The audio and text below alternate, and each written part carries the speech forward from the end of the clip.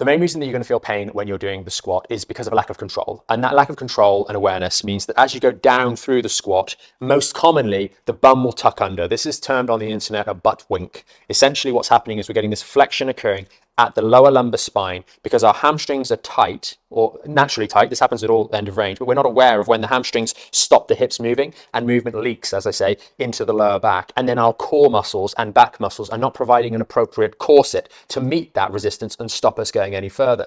With time, you'll become a little bit more aware of when your hamstrings have moved far enough and your lower back wants to get involved, and you will elevate the tension in your core and midsection to prevent that happening and stop you going any lower, and then you'll come back up again.